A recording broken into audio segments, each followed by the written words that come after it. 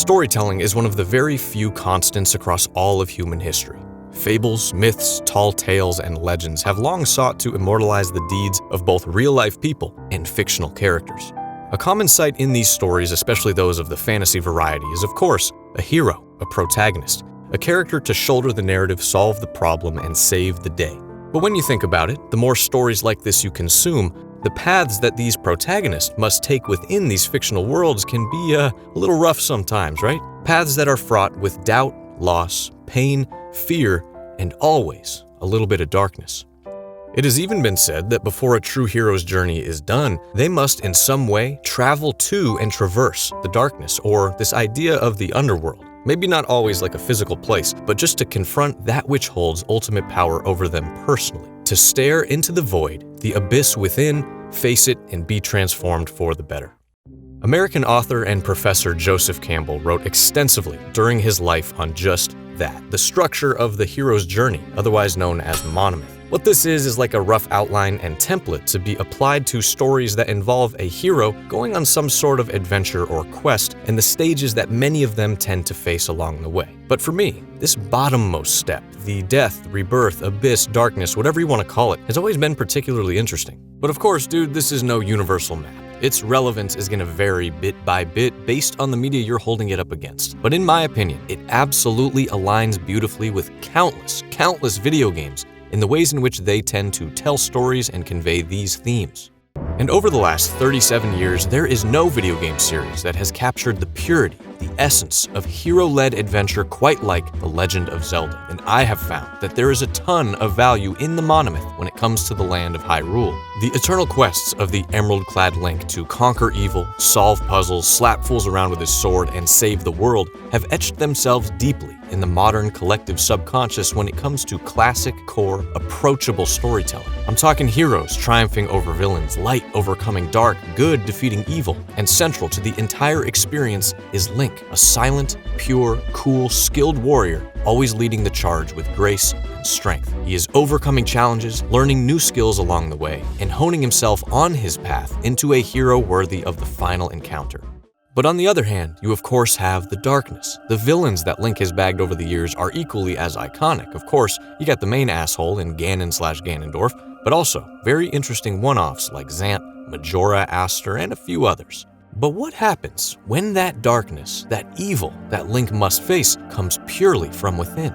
Boys, I've been doing some thinking about that monomyth structure, the abyss, the Legend of Zelda, and a certain adversary that seems to pop up fairly often in this series. A character that, in my opinion, is absolutely representative of that idea of the underworld, that sense of self that every hero must in some way overcome. I am of course talking about Dark Link, the shadow of the warrior, an opponent that is meant to be a completely even match with our hero, mirroring his every move, instinct, and strength. A character that, for all the interesting lore and world building of this series, seems to exist mostly in a vacuum on his own, a creature, a challenge that is deeply personal for the protagonist. So what I want to do in this video is take a real look back, talk about the real-world inspiration of this archetype, and then dig into each iteration of this shadowy challenger in-game. I want to see how they differ, how they are contextualized, how they function, and ultimately, I want to find out what the purpose of Dark Link is as far as both gameplay and narrative. But I want to pause for just 1 second and thank all of my patrons for supporting this channel away from YouTube. It really helps me out so much, you guys. Thank you. But I also want to thank everyone at large for sticking with me during my recent break in uploads. Fellas, I had an absolutely hellish second half of 2022. I'm not going to sugarcoat it. And this community right here really kept me afloat more than any of you will ever realize. So thank you from the bottom of my heart, seriously. I am Ghost, your host as always. Now let's get right back to it. Turn out the lights and embrace the mystery of Dark Link. So with any video, the first thing I always think about is, who is this character? Where do they come from? What are they doing? Why are they doing it? And if it's a villain, how are we going to stop them? But today, there are no answers to any of those questions. This is not a typical video game villain whatsoever. More of an obstacle or antagonistic presence, you could say, that could appear at any moment in any Zelda game. Dark Link has had a deep impact on the fandom and video games at large, due specifically to his enigmatic silence and lack of any explanation or wants. But what we know for certain is that Dark Link always appears just as Link does, right? The cap, the tunic, the build, the weaponry, and the skill set. but he almost looks like a husk, a shadow, a ghost of Link, gray or black skin, monochromatic outfit, and of course, his famous glowing red eyes. My man cuts a sinister silhouette, that's for damn sure, and there is no mistaking his intentions when he appears on your screen. This is a being of malice and mystery regardless of any game-specific context. But I think to lay a foundation of what this character represents and really is, we need to talk about the background of this archetype.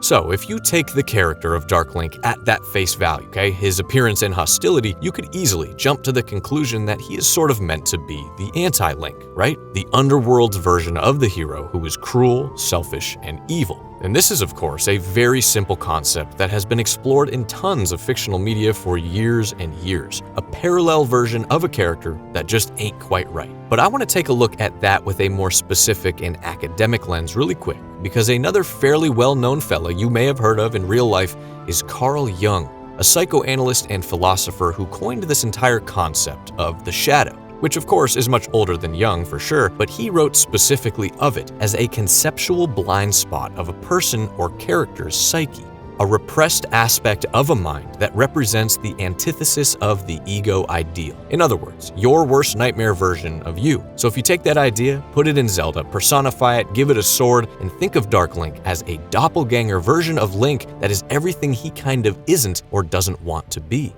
But we will come back to that later, my friends, because, a doppelganger. Now that is also an interesting term and a timeless thing, is it not? The idea of an outright evil twin or copy that is representative of bad luck or death. So this specific narrative tool of moral storytelling, primal human fear, and inner darkness has deep, deep roots across not just the history of video games, but ancient mythology and folklore worldwide. I mean, they were dreaming up Dark Links like thousands of years ago, boy. For example, the ancient Egyptians believed strongly in spirits known as Ka, which were doubles of people who had all the same memories and personality traits of the original person, but they would show up mysteriously, oftentimes at night, but were never ever to be trusted. These dudes were liars with unknown agendas. Then in Norse mythology, you have ghostly doubles that were known to attempt to replace people in strange and malicious ways. Some of them even had odd-colored eyes, hair, or skin. And finally, a very creepy example from certain Native American tribes that told tales of finding a copy of yourself in the forest at night, and it would smile at you and laugh, beckoning you further into the darkness toward danger or death. Look, my point is these are deep human fears and themes. Even the simplest idea of your reflection in the mirror smiling at you, doesn't it just send a shiver down your spine, dude? And from all these cultural traditions and media depictions, the most common trait is that your doppelganger, your evil twin, probably shouldn't be trusted. That fella's probably kind of evil. The twin spirit is almost always seen as a bad omen. So okay, bringing that all back now to Zelda. Of course, there is a super strong motif across this entire franchise of light and dark, the balancing of those two forces, those two worlds, and Link's role in keeping that balance. So Dark Link has always represented to me, yeah, that inherent human fear with doppelgangers and whatnot, but also the timeless cosmic struggle being explored within the confines of Link himself, the physical manifestation of the negativity or potential evil that the hero could wield if he were led astray or lost his footing on the path of light.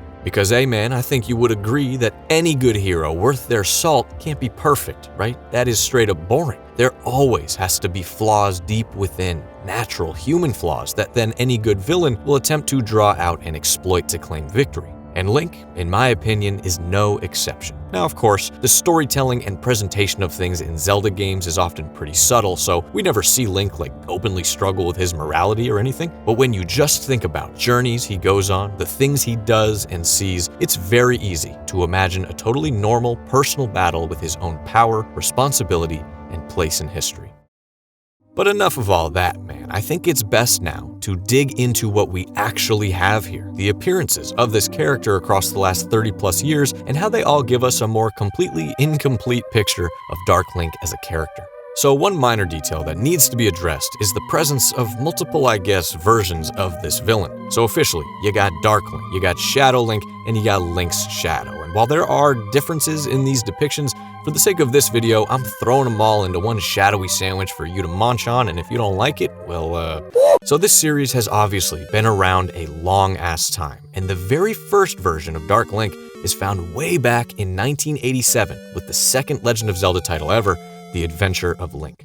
Oh man, Zelda II, the black sheep of the entire franchise if you ask me, because it took what worked so well with the original and said, no, fuck you. We're turning this into a side-scrolling action game that's brutally designed and insanely difficult. But the story here in Zelda II surrounds a sleeping Princess Zelda locked away, only to be awoken by who else but Link. And of course, you gotta use that magical tool known as the Triforce, the three pieces being that of power, wisdom, and courage. While I'm very serious that this game is total bullshit, if you are able to muscle your way all the way through, at the very end of the game, you will be greeted by Link's shadow, the gatekeeper of the Triforce of Courage and actually the final test of the entire game. So when you walk into this place, the screen simply freezes, turns purple, your shadow leaps out from within you. That's it. It is go time.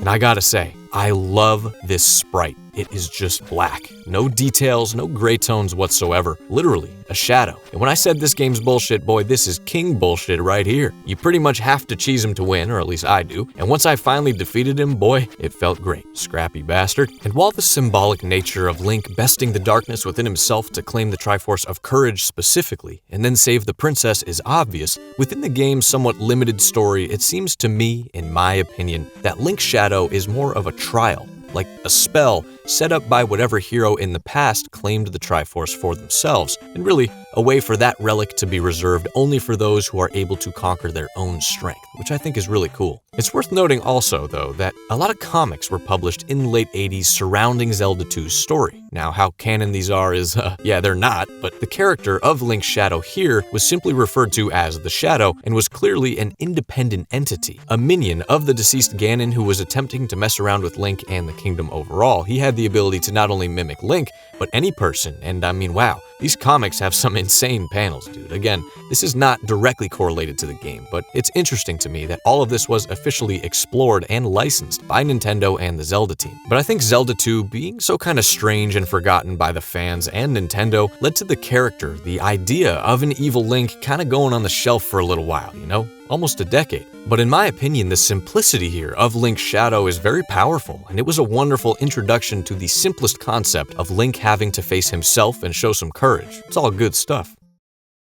But the second time this archetype appeared, man, it was a much bigger deal. Dark Link from the Ocarina of Time is absolutely the most famous iteration of this character, and in my opinion, the one responsible for making him more of a presence into the future. Ocarina of Time was the first 3D game in the franchise ever, and is considered by many to be not only the best Zelda, but one of the best games ever made. Link's polygon-filled, time-trotting adventure through Hyrule has so many memorable moments, it's almost silly. Amazing dungeons, boss fights, items to collect, characters to meet, mini-games to play, until a little bit over halfway through the game when you're really peaking in power and hitting your stride.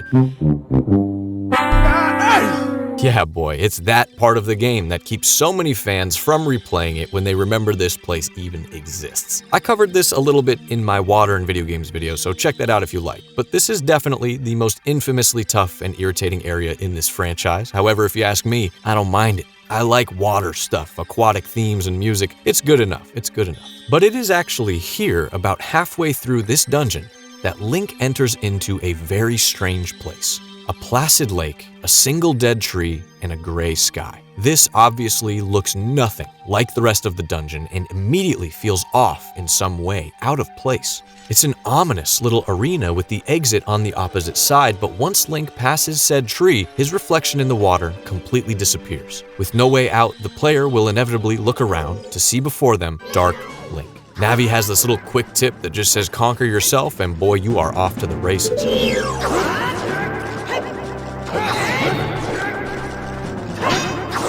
Dark Link has just as much health as your Link and mirrors the player's actions very closely, attacking and defending when you do. But as you're able to land hits and hold your own, Dark Link falls through the water really strangely, then bounces back up, a little more opaque until hit by hit by hit he becomes more solid, fully taking on the appearance of a shadowy, watery version of our hero. Additionally, he has this deeper, demonic version of Link's voice that's pretty unnerving, and as he's becoming more solid physically, gets increasingly aggressive and difficult to fight, even boldly standing on your sword. It's crazy.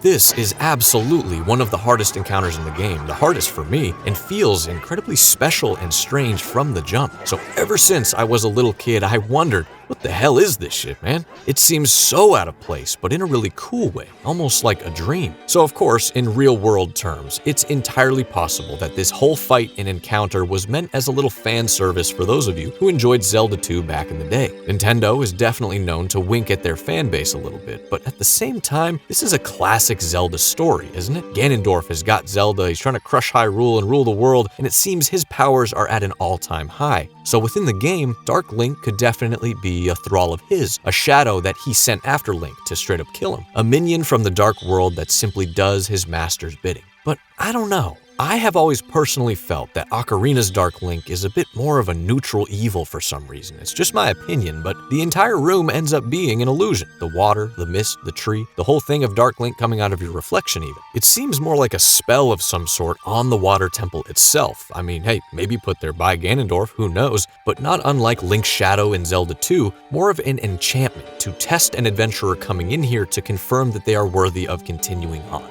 Or another cool idea is that it could be totally a battle within Link's mind. So going back really quick to that Carl Jung idea of the shadow, he wrote also about how encountering your own shadow might often be done in meditation or daydream. Now that's kinda interesting. Now of course, Carl Jung was not writing the law of the universe and to my knowledge did not work on the Ocarina of Time, but it's an interesting angle for sure. All of these are just my thoughts, okay? So let me know down below what you think this character is so I can tell you that you're wrong. But no matter how you slice it, for millions and millions of people out there, when they hear Dark Link, it is this one unspoken, short, hard encounter right here. Next up is Oracle of Ages on the Game Boy Color, which is a wonderful Game Boy's wonderful game. But things here are a little more off the beaten path in general. Less Ganon and more Varen, the Sorceress of Shadows. Oh! And the Dark Link we get here feels a bit lesser in both execution and significance. So during Link's final battle against Varen, she summons actually 4 Dark Links that don't fight as much as they are just obstacles. They mirror your movement and kinda annoy you, but within the context of the boss, it's a really easy way to chop one down and grab a heart when you need it. Narratively, however, there are some interesting things at play. So the Dark World is something I've mentioned a few times, and it's a theme that has been explored a fair amount in the franchise. Think of it like an alternate version of Hyrule, a place of shadow and evil with the normal world, of course, acting as the light world. Well, Varen is said to have been summoned from that very dark world, and if you take a looky here, she absolutely has that sort of grayish skin and red eyes, just like we have seen from Dark Link.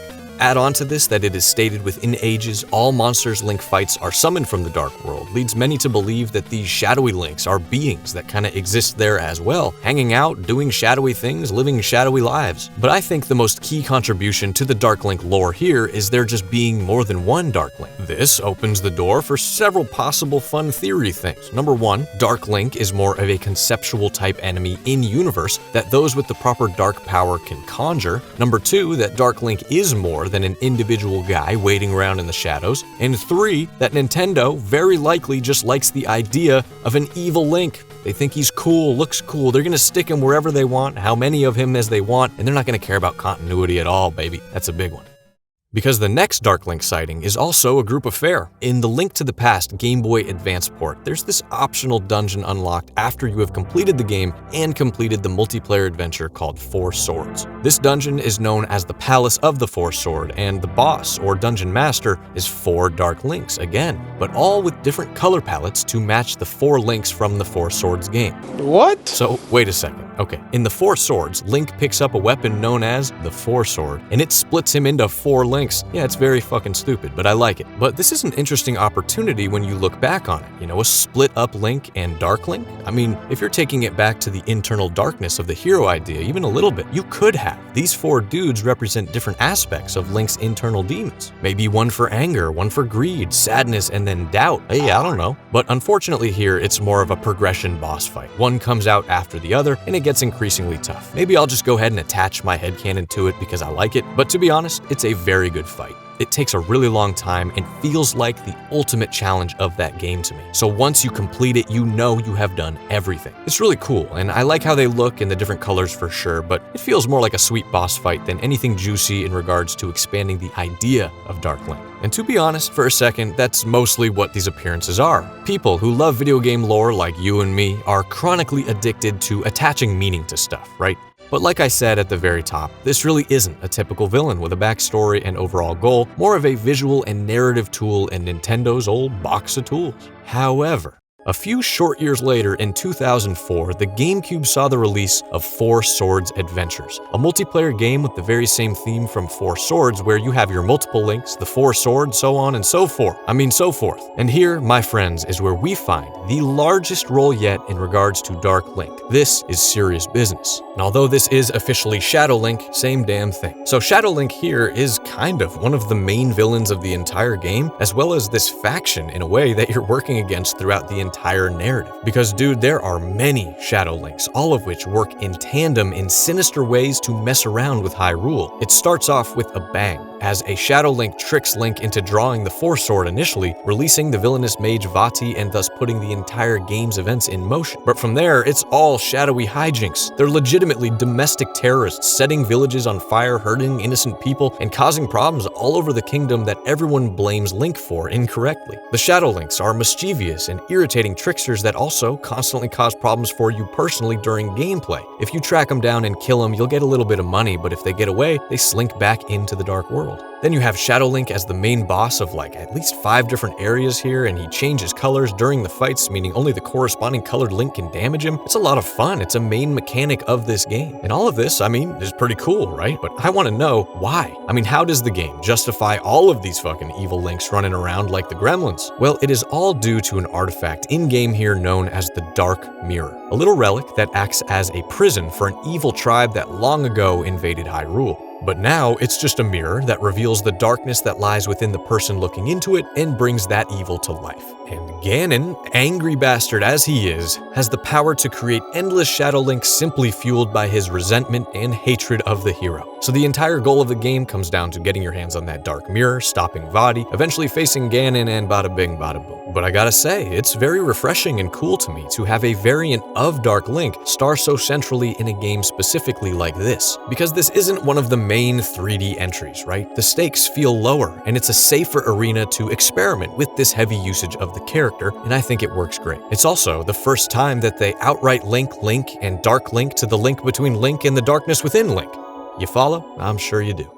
So next up is Twilight Princess, and boy, this is a very strange one, and definitely the Dark Link that feels the most like a cameo opposed to anything else at all related to gameplay. Because here, you don't fight him, you don't confront him, and you don't interact with him at all. Instead, you see Dark Link during a cutscene that is very interestingly describing the history of the world of Twilight Princess, and boy, it is very similar to the Mirror and Evil tribe within Four Swords Adventures. So I'm not gonna cover everything, of course, but basically, a group of sorcerers in Hyrule a super long time ago attempted to control the Triforce using dark magic, and in response, the goddesses of Hyrule yeeted and deleted those fools into the Twilight Realm using the Mirror of Twilight. Those sorcerers are known as the Dark Interlopers and are simply depicted to Link as Dark Links, which for us is a very powerful image. Because the Dark Interlopers were once important and powerful citizens of Hyrule just like Link, but they gave into their desire for power. So this very much resonates with the overall themes of Dark Link, temptation, greed, whatever that could possibly lie within our hero. Also, gotta say, definitely the coolest looking version of Dark Link, period, in my opinion. Look at that. That's perfection, baby.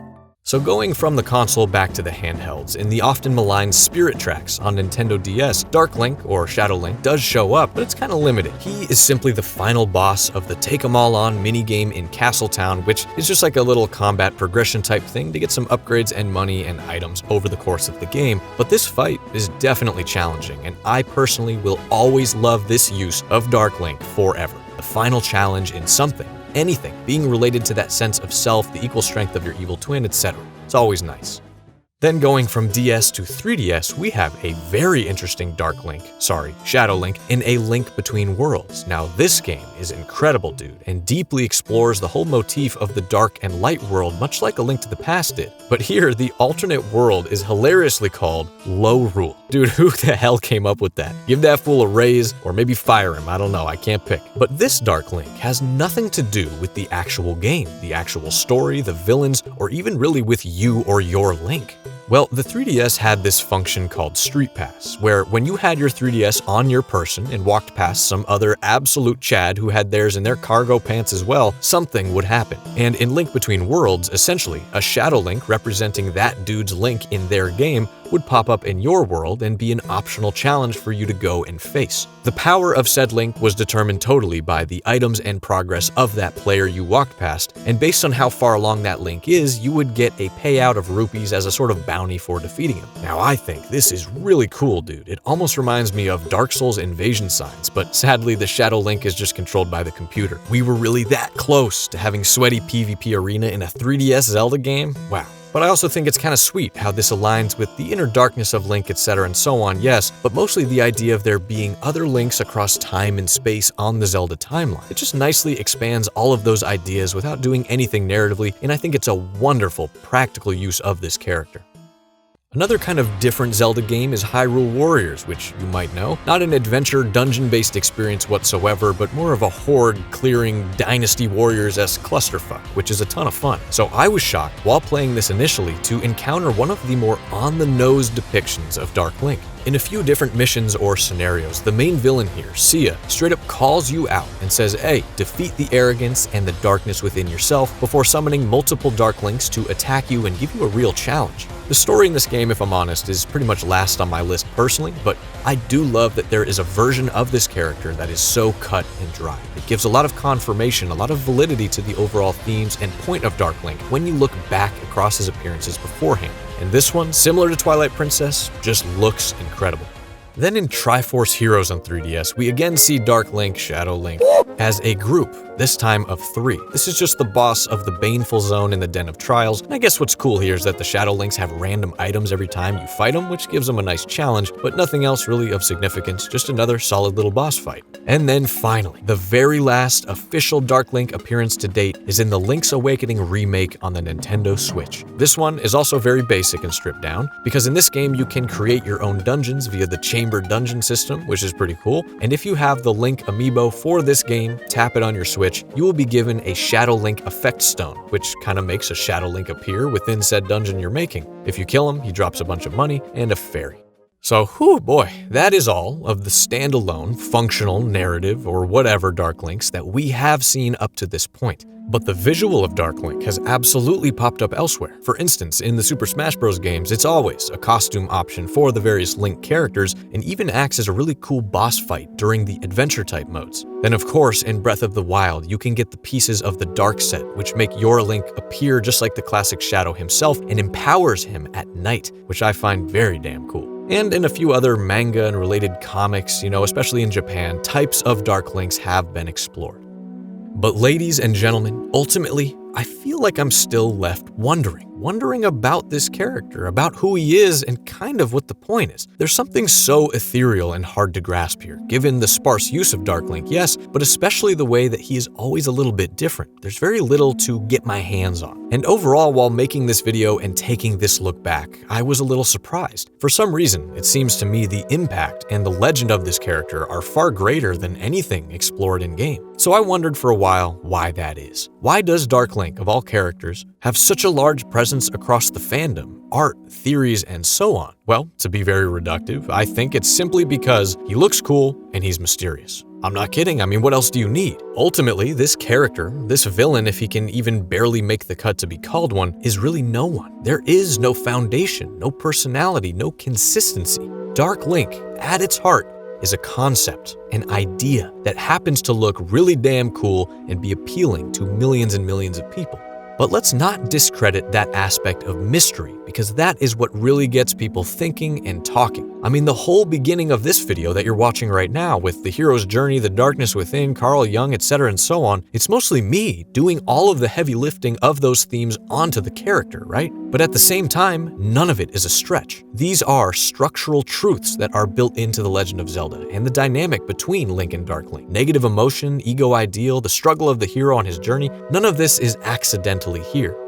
But just for fun, in simplest terms, look at the nice little cute life that Link often has at the beginning of a given Zelda game in some cozy little nook somewhere. A cozy little nook that he is then forced to leave to go on some stinky, horrible, dangerous adventure. That alone, for me, is enough to have a dark ghost charm somewhere. I'd want to go home and drink some milk with the cute honeys in the forest, man. But all jokes aside, the key to Dark Link as a character is very simple. Being a hero is no joke. Link's path, is certainly stuffed to the brim with peril, personal challenge, and negative emotions. And I would bet the house on a hefty majority of normal Hylians in his shoes failing, using their power for selfish reasons, or just flat out having a mental breakdown. So it makes perfect thematic sense to me that maybe as Link conquers those intrusive thoughts and begins to succeed, a malevolence grows elsewhere in the shadows, one that will eventually step out into the light and give Link his most difficult trial. I like that concept a lot, and hopefully it's just a matter of time before we get to see it fully explored in a Zelda title in the future. Hell, maybe in Tears of the Kingdom we will get something, please, hopefully at least an appearance or a memorable fight. That would be sick. Now, in these videos, we always talk about each villain's legacy, right? The lasting impression of their presence. And Dark Link in this way is interesting, because I would say across the board, yeah, he's a pretty bad villain. The most he does as far as opposing Link is pulling up, awkward and silent, and fighting us. As far as we can tell, my dude doesn't even have a fully functional brain. Add on to that, he's only ever really utilized as a side challenge, mini-boss, or something optional altogether, leave a lot to be desired on the villain front. But what Dark Link represents is far more than the sum of his parts. The potential evil villain that the hero could be. Now that is quite a legacy in itself. And I sincerely hope that in every single adventure through Hyrule into the future, we as the player always feel like at any moment, around any corner, we could be confronted by something. Something terrifying, something personal, and something that only we can overcome. Thank you so much, guys, for watching this video to the end. As usual, it means the world. I know it's been a while, and this one was kind of strange and different and definitely fun to put together. Not a lot to go off, but hey, we squeezed a nice episode out of it, and I would love to hear your thoughts on this character down below. And also, let me know who you want to see in a video next, and until next time, thank you, I love you, and I'll see you soon.